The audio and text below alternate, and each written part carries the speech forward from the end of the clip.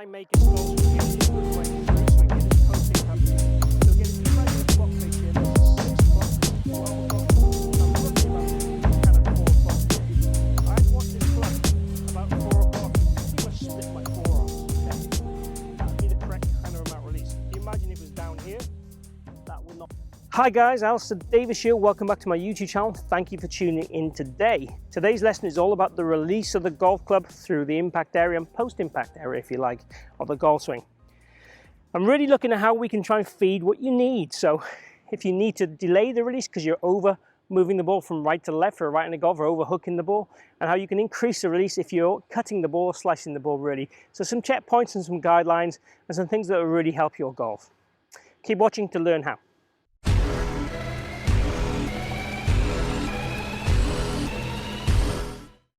So the release, what we're talking about here really is how this golf club interacts with the hands, ideally through the hitting zone, how it might overtake or not overtake through that area to create the correct ball flight and maximum speed for you in your golf swing. Now, the best players in the world would definitely have what I'd say a more body release, and the hands will be quite passive until post-impact. They're always rotating this way. There's never a lot of flipping. Now, there are some really successful golfers in the world that do flip. Doesn't mean it's something I'd want to encourage you to do. It's kind of matchups. So if it helps your golf and gives you the right outcome, then why would you change it? Again, if you're hitting the ball beautifully as you want to, this video is not going to help you too much, because why would you want to change? So we're really talking about today how you can feel this and what checkpoints you would use and so on to get the right release or the correct release, the appropriate release.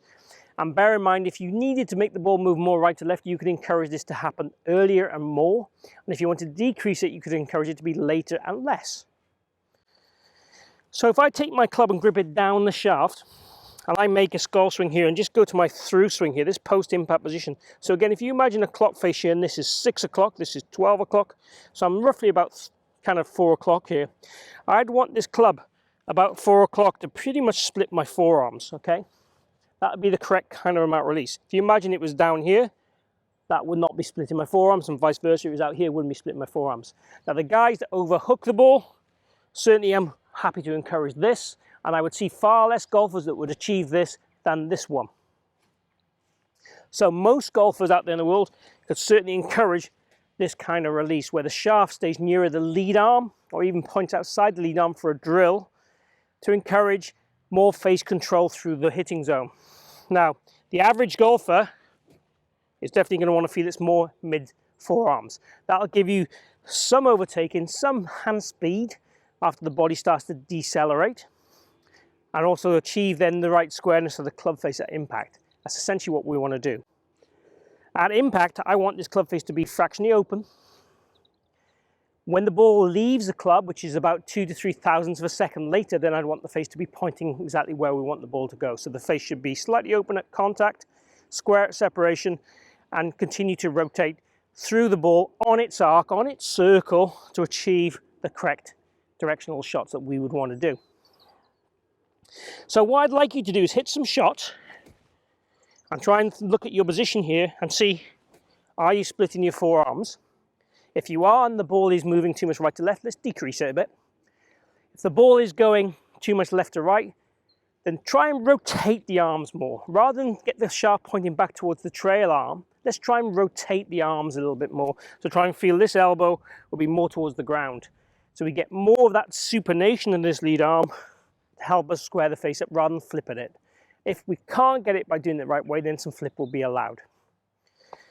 I'm trying to be as fair as I can to all golfers here. Let's hit one. Let's try and split my forearms.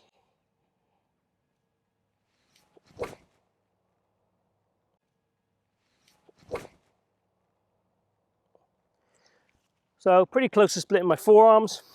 Felt a little bit flippier than I'd like it to feel because I'm trying to demonstrate the splitting. Again, I would certainly want myself to encourage that I'm more towards the lead forearm here because I tend to get a little bit too flippy in my golf swing. My golf swing, nowhere near perfect. So I'd want to encourage that. But certainly if you can see where you are, make some adjustments and make some adjustments based on the ball flight. It'll certainly help your education and your golf and make you a better player. Breaking swings down to half swings is also a good idea to get the feel of impact and get the feel of timing and breaking things down to make changes. Quite often people will try and make changes almost within one swing. Oh, I'm thinking this, and maybe my swing has changed. That doesn't really happen. You know, if you think about it, if ever you try to work on your swing in the practice area for half an hour to an hour, it's pretty difficult to make it look different and be different. So thinking it will change within one shot or one hole doesn't really happen.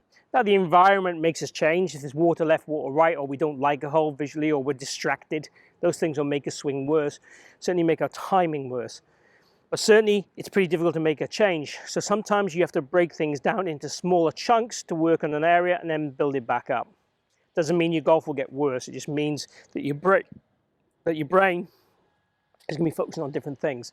And ideally on the golf course, the more we're focused on playing and scoring and performance, whether that be thinking technically or non-technically, is very different to every golfer. So you can think about those things as you go forward. So if you have enjoyed today's video, please click like and share the video. I'd appreciate if you could do that. It really helps my channel. Also, if you'd like to join the conversation down below, request any videos, ask any questions, I'd appreciate them and welcome them. Lastly, if you haven't followed me already or subscribed, please hit the logo down the bottom corner. It doesn't cost anything, it just means you get all the notifications for my videos and don't miss any of my content. I'd love to have you on board. I'd love to help you with your golf. Lastly, thank you for tuning in. Thank you for joining me today. Hope you've enjoyed the video again. Thank you for joining me here today at the Forest of Arden. See you again here soon.